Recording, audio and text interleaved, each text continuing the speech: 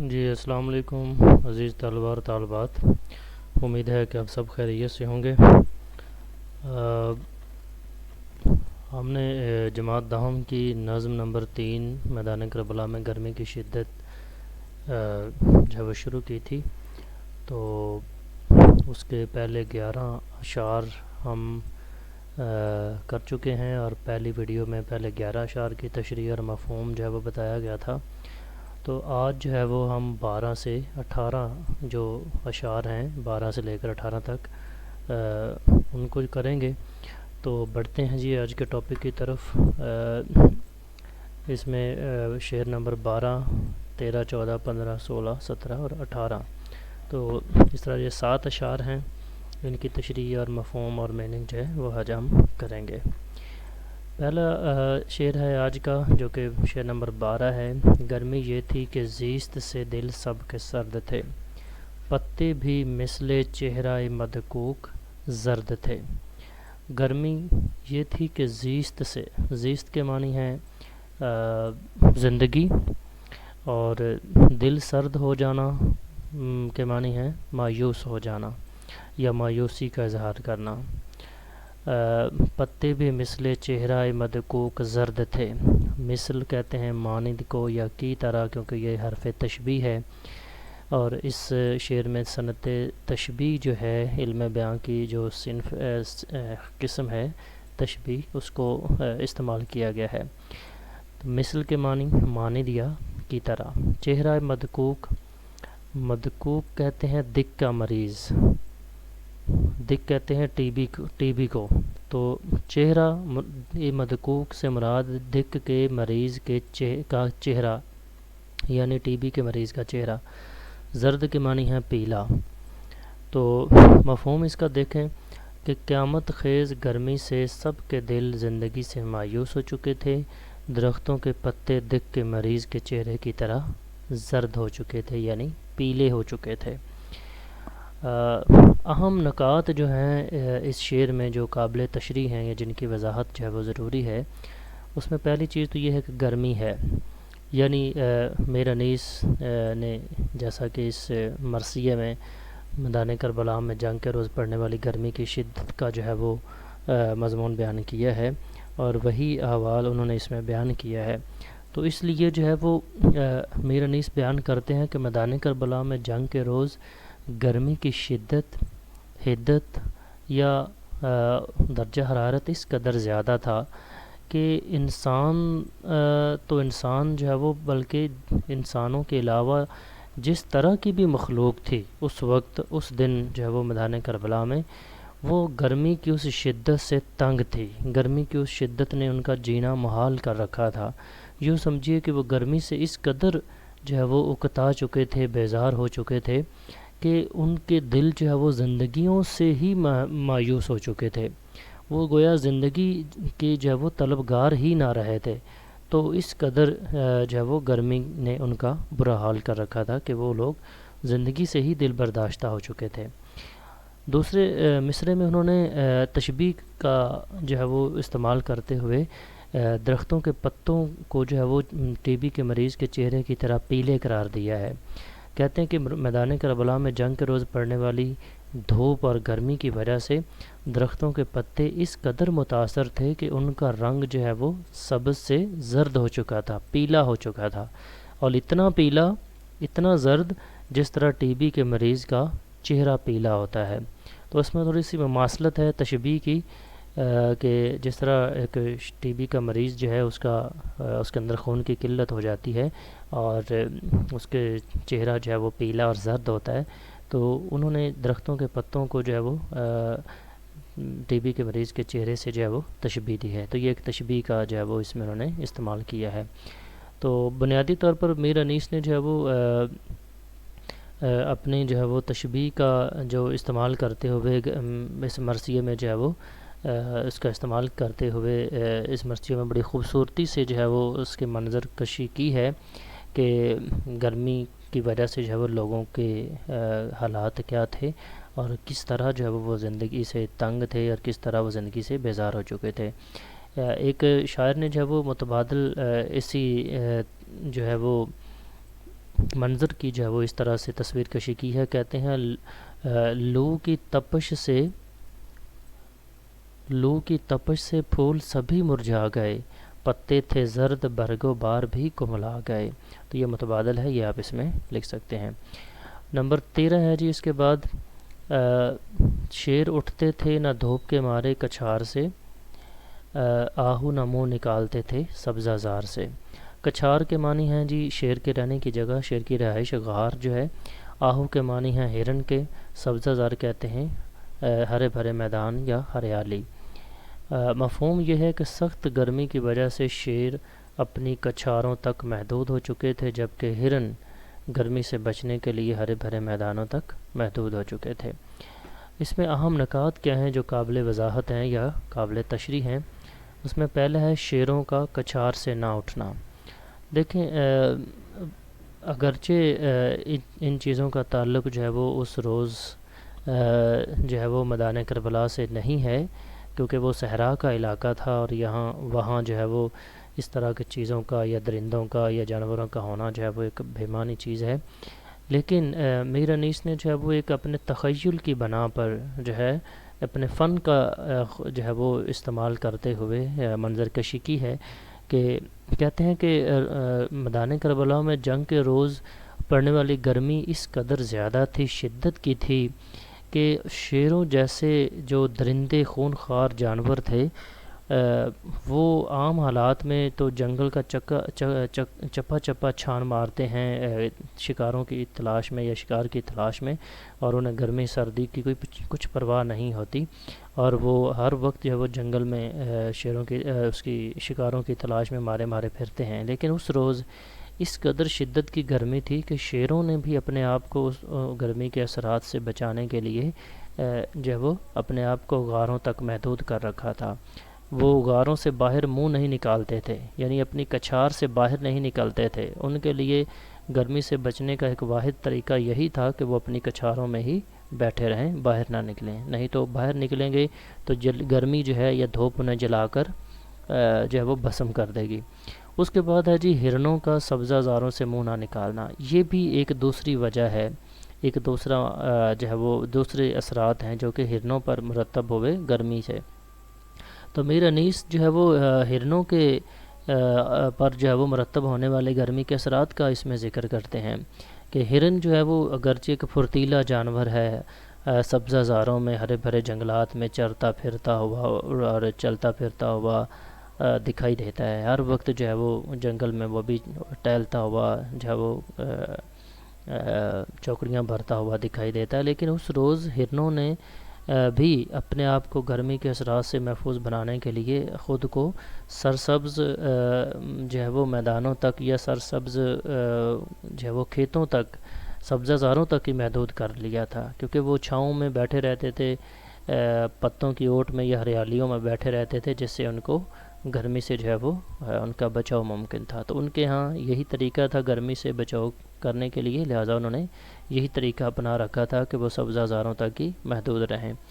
تو یہ گرمی کی شدت ہے جس کا انہوں نے بڑے دلکش اور خوبصورت انداز میں جو ہے وہ ذکر کیا ہے. جیسے کہ ایک شاعر نے کہا، آب رواں سے منہ نہ اٹھاتے تھے جانور، جنگل میں چھپتے پھرتے تھے طائر ادھر ادھر. تو یہ بھی ایک متبادل ہے جو کہ منظر کشی کی گئی ہے اسی شعر کی، تو یہ آپ اس میں لکھ سکتے ہیں. اس کے بعد بڑھتے ہیں جی نمبر 14 کی طرف. آئینہ مہر کا تھا مقدر غبار سے، گردوں کو تپ چڑھی تھی زمیں کے بخار سے. آئینہ کے معنی لفظی معنی تو شیشے کے ہوتے ہیں، آئینہ جس میں ہم اپنا عکس دیکھتے ہیں، اپنی شکل دیکھتے ہیں، چہرہ دیکھتے ہیں. تو لیکن یہاں معنی جو ہے وہ منہ کے معنوں میں، چہرے کے معنوں میں جو ہے وہ لیا جائے گا. تو آئینہ مہر کا تھا، مہر کہتے ہیں جو ہے وہ سورج کو، کہ سورج کا منہ جو ہے وہ کیسا تھا؟ مقدر تھا. مقدر کے معنی ہے میلا، دھندلا، غیر واضح.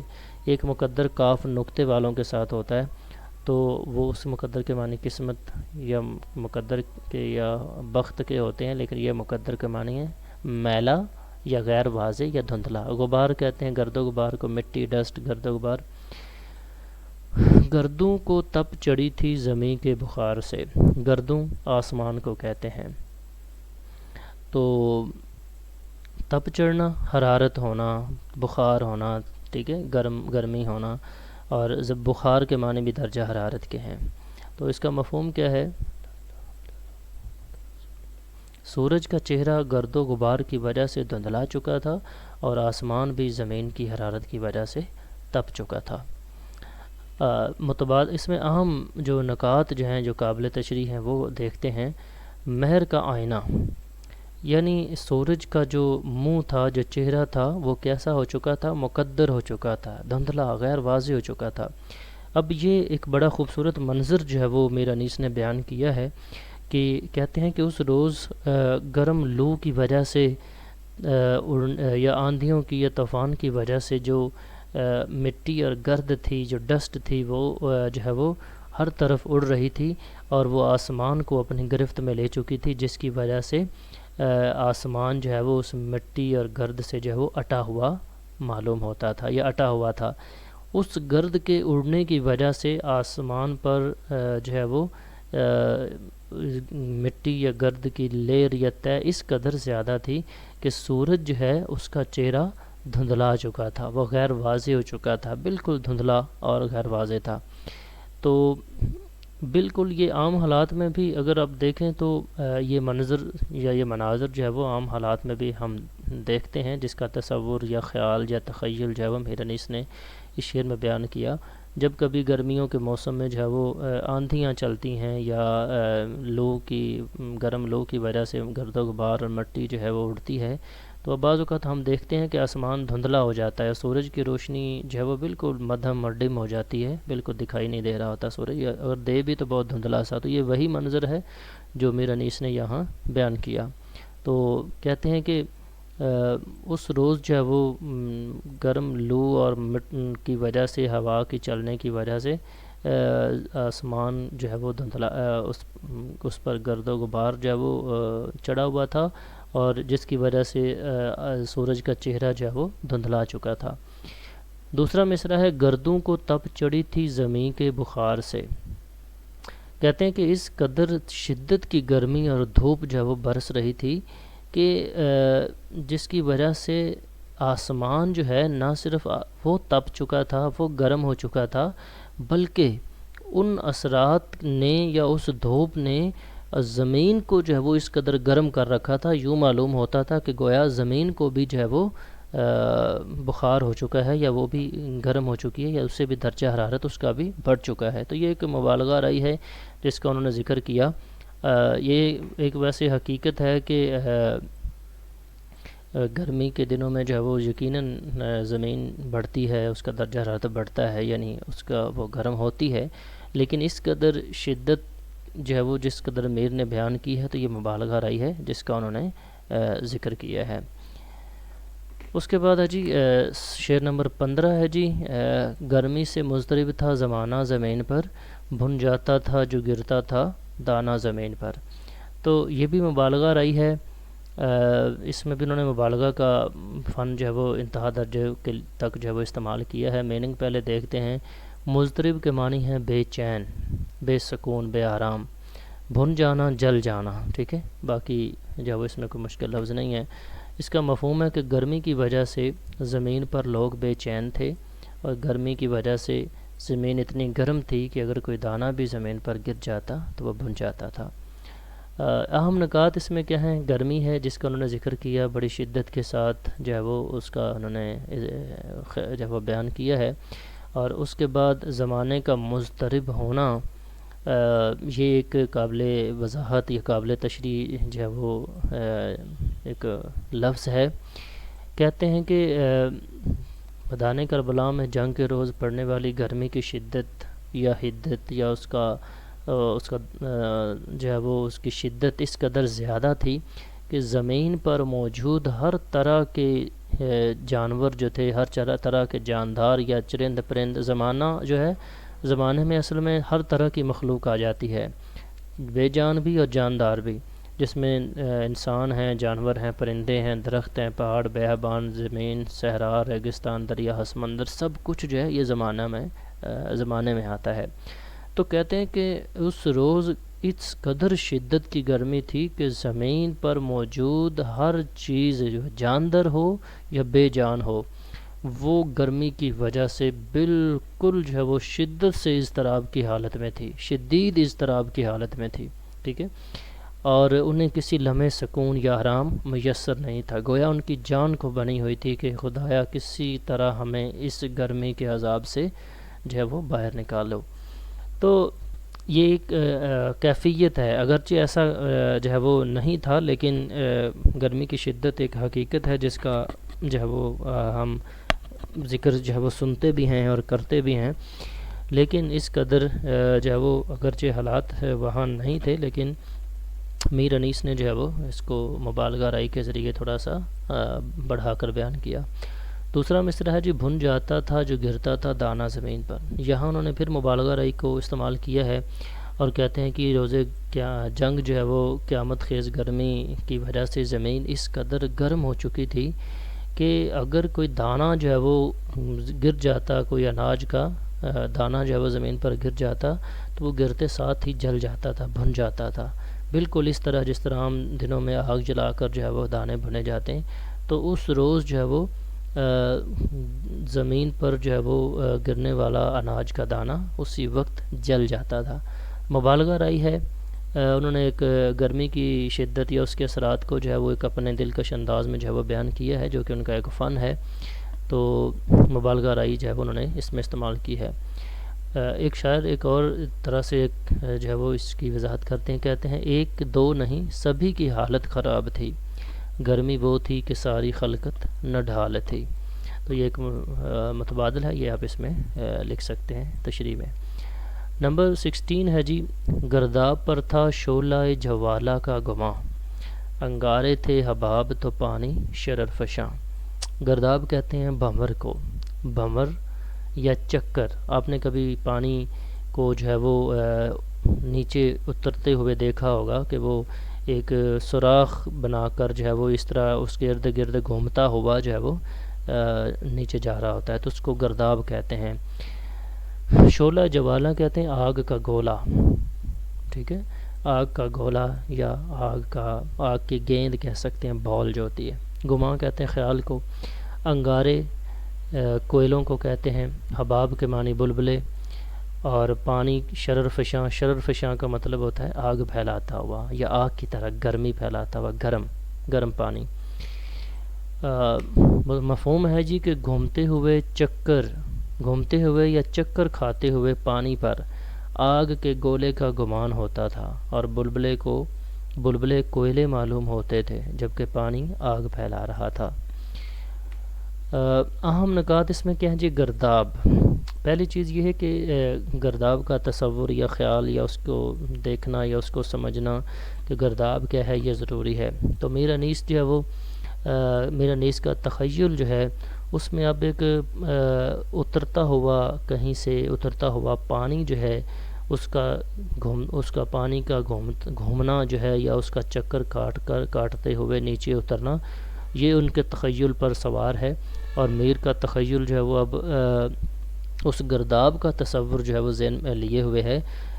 کہتے ہیں کہ میدان کربلا میں روز جنگ گرمی کی شدت کی وجہ سے جو ہے وہ پانی اس قدر گرم ہو چکا تھا کہ اگر کہیں پانی جو ہے وہ اس کا گرداب دکھائی دیتا تھا، اس کا جو ہے وہ بھنور دکھائی دیتا تھا، تو وہ بھنور جو ہے وہ پانی کا یوں معلوم ہوتا تھا کہ یہ پانی نہیں، گویا آگ کا گولا ہے کہ جو گھوم رہا ہے، ٹھیک ہے، یا اس کو وہ چکر کاٹ رہا ہے، اس قدر گرم تھا، اور یعنی کہ اس گرداب پر آگ کے گولے کا گمان ہوتا تھا۔ اس کے بعد ہے جی انگارے تھے حباب تو پانی شرر فشاں، کہتے ہیں اس ابلے ہوئے پانی سے بننے والے جو بلبلے تھے، ان پانی کے بلبلوں پر آگ کے انگاروں کا یا کوئلوں کا جو ہے وہ گمان ہوتا تھا۔ تو یوں جو ہے وہ اس قدر شدید جو ہے وہ گرم تھا وہ پانی کہ اس پانی سے جو ہے وہ آگ پھیل رہی تھی، اور وہ گرمی کی شدت میں اضافے کا باعث بن رہا تھا، اس قدر شدت سے جو ہے وہ ابلا ہوا تھا۔ متبادل ہے اس میں کہ پانی کیا تھا نہر کا یوں کہ جیسے آگ، پانی کیا تھا نہر کا یوں کہ جیسے آگ، تپتے ہوئے شعلوں کا سا دہکتا تھا آب. ٹھیک ہے، تو یہ متبادل ہے، یہ آپ اس میں لکھ سکتے ہیں. نمبر 17 ہے جی کہ منہ سے نکل پڑی تھی ہر ایک موج کی زبان، طے پر تھے سب نہنگ مگر تھی لبوں پہ جاں. موج کے معنی ہے لہر، پانی کی لہر. طے پر تھے یعنی نچلی سطح پر تھے، سب سے نچلی سطح پر سمندر کی. نہنگ کہتے ہیں مگر مچھوں کو، اور لبوں پہ جان ہونا محاورہ ہے جس کے معنی ہے مشکل میں ہونا، نہایت تکلیف میں ہونا. مفہوم ہے کہ پانی کی موجوں کی زبانیں گرمی کی شدت کی وجہ سے منہ سے باہر نکلی ہوئی تھیں، جبکہ مگر مچھ سمندر کی نچلی سطح پر رہتے ہوئے بھی جو ہے وہ تکلیف میں تھے، یا ان کی جان لبوں پر آئی ہوئی تھی. اہم نکات ہے اس میں کیا ہے جی؟ موج کی زبان، نہنگ، لبوں پہ جان ہونا، اور اس کے بعد ہے تجسیم نگاری. سب سے پہلی چیز یہ ہے کہ انہوں نے بے جان چیزوں کو جو ہے وہ ایک جاندار چیز یا شکل صورت کی شکل میں جو ہے وہ یا روپ میں انہوں نے اس میں بیان کیا. یوں سمجھے کہ ایک بے جان چیز کو یا نہ دکھائی دینے والی چیز کو یا بے جان چیز کو انہوں نے ایک جسم جو ہے وہ عطا کر دیا. تو منظر انہوں نے بڑا خوبصورت اس میں بیان کیا ہے تجسیم نگاری کی صنعت کو استعمال کرتے ہوئے. تجسیم نگاری جس کو انگلش میں آپ پرسونیفیکیشن بھی کہتے ہیں. تو یہاں انہوں نے ایک ایسا منظر بیان کیا جس کا آپ نے بارہا دفعہ جو ہے وہ نہ جانتے ہوئے غیر ارادی طور پر بھی مشاہدہ کیا ہوگا. عموماً گرمیوں کے موسم میں آپ نے دیکھا ہے جب گرمی زیادہ ہو، جس دن لو وغیرہ چل رہی ہو، تو آپ نے دیکھا ہے کہ پرندوں کی زبانیں جو ہے وہ منہ سے باہر نکلی ہوتی ہیں، ان کے منہ کھلے ہوتے ہیں. اسی طرح کچھ جانوروں کی زبانیں منہ سے باہر نکلی ہوتی ہیں، ان کے بھی منہ کھلے ہوتے ہیں اور وہ زور زور سے سانس لے رہے ہوتے ہیں. تو انہوں نے وہی تصور جو ہے وہ پانی سے بننے والی جو لہریں ہیں، جو موجیں ہیں، ان پر جو ہے وہ یہ گمان جو ہے وہ کیا ہے. کہتے ہیں کہ اس روز میدان کربلا میں جنگ کے روز پڑنے والی گرمی کی شدت کی وجہ سے نہروں کا جو پانی تھا یا دریاؤں سمندروں کا جو پانی تھا، اس پانی سے بننے والی جو لہریں تھیں، جو موجیں تھیں، ان موجوں کی زبانیں بھی منہ سے باہر نکلی ہوئی تھیں. کیوں؟ جیسے پہلے ہم نے ذکر کیا کہ پانی بہت گرم تھا، شدید گرم تھا. تو پانی جو ہے وہ موجیں چونکہ پانی سے ہی بنتی ہیں، پانی کے اندر رہتے ہوئے ہی موج بنتی ہے، لہر اٹھتی ہے. تو کہتے ہیں کہ وہ لہریں جو تھیں ان کی زبانیں بھی جانوروں کی طرح منہ سے باہر نکلی ہوئی تھیں. تو یہ تجسیم نگاری ہے. اس کے بعد جی طے پر تھے سب نہنگ مگر تھی لبوں پہ جاں. یہاں انہوں نے مگر مچھوں کی حالت کا ذکر کیا ہے. مگر مچھ جو کہ ایک مضبوط طاقتور آبی جانور ہے، انہوں نے میر انیس نے جو ہے وہ ان پر گرمی کے اثرات کا یہاں ذکر کیا ہے. کہتے ہیں کہ مگر مچھ جو تھے انہوں نے جب دیکھا کہ سمندر کی اوپر والی تہیں جو ہیں پانی کی وہ گرم ہو چکی ہیں، تو انہوں نے اپنے آپ کو گرمی سے محفوظ بنانے کے لیے سمندر کی سب سے نچلی سطح کو جو ہے وہ اپنے رہنے کی جگہ بنا لیا کہ وہ سمندر میں سب سے نچلی سطح پر چلے گئے. لیکن وہاں نچلی سطح پر پہنچنے کے باوجود بھی وہ سکون میں نہ تھے. ان کی حالت جو ہے وہ خراب سے خراب ہوتی چلی جا رہی تھی اور ان کی جان لبوں پر تھی، یعنی کہ وہ تکلیف میں تھے، وہ مشکل میں تھے، وہاں بھی انہیں سکون میسر نہیں تھا. تو اس لیے جو ہے یہ یہاں انہوں نے بھی مبالغہ رائی سے کام لیا ہے. اور متبادل کے طور پر اس میں آپ وہ ایک شعر جیسے آپ نے پہلے اس میں 12ویں شعر میں آپ کو متبادل میں نے لکھوایا تھا کہ آب رواں سے منہ نہ اٹھاتے تھے جانور، جنگل میں چھپتے پھرتے تھے طائر ادھر ادھر. تو وہ شعر آپ اس میں متبادل کے طور پر لکھ سکتے ہیں. بڑھتے ہیں جی 18ویں شعر کی طرف، اور یہ آخری شعر ہے اس نظم کا، اس مرثیے کا. کہتے ہیں جی پانی تھا آگ گرمی روزے حساب تھی، ماہی جو سیخ موج تک آئی کباب تھی. پانی تھا آگ، یہاں انہوں نے استعارہ استعمال کیا ہے، بلکہ نہیں تشبیہ کا استعمال کیا ہے کہ پانی کو انہوں نے آگ کہا ہے.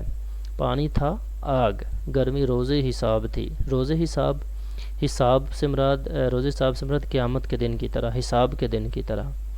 ماہی جو سیخ موج تک آئی کباب تھی. ماہی کہتے ہیں مچھلی کو، سیخ موج، سیخ کہتے ہیں سلاخ کو، وہ لوہے کی سیخ جس پر کباب بنے جاتے ہیں. تو موج کے معنی یہاں لہر ہے، تو یہاں یوں سمجھیے کہ وہ جو پانی کی لہر ہے اس کو انہوں نے سیخ کہا ہے، ٹھیک ہے، سیخ کہا ہے جس پر کباب بنتے، اس کو پانی کی لہر کو۔ مفہوم اس کا ہے جی، پانی آگ کی مانند تھا، گرمی قیامت کے دن کی طرح تھی، اگر کوئی مچھلی پانی کی لہر سے ٹکرا جاتی تو وہ کباب بن جاتی تھی۔ اہم نکات اس میں روز حساب، پہلا جو ہے کہ پانی آگ تھا، کہ اس کا جو ہے وہ انہوں نے پانی کی ابلنے کی وجہ سے، گرم ہونے کی وجہ سے اسے آگ سے تشبیہ دی ہے کہ پانی جو ہے وہ عام طور پر اتنا گرم نہیں ہوتا، لیکن اس روز شدت کی گرمی یا دھوپ کی وجہ سے اس قدر گرم ہو چکا تھا کہ گویا آگ ہو، اور گرمی کا وہ انہوں نے یہاں آ کر جو ہے وہ اپنی مبالغہ کی حد کر دی ہے۔ کہتے ہیں کہ اس روز گرمی کی شدت اس قدر تھی جتنی کہ قیامت کے دن گرمی پڑے گی یا قیامت کے روز گرمی ہوگی، اور قیامت کا دن آپ کو معلوم ہے، ہم نے سنا ہے، پڑھا ہے کہ سورج جو ہے وہ سوا نیزے کے فاصلے پر ہوگا، بالکل زمین کے قریب، زمین تانبے کی ہوگی، اور بڑی شدت کی گرمی جو ہے وہ ہوگی، اتنی کہ برداشت سے باہر۔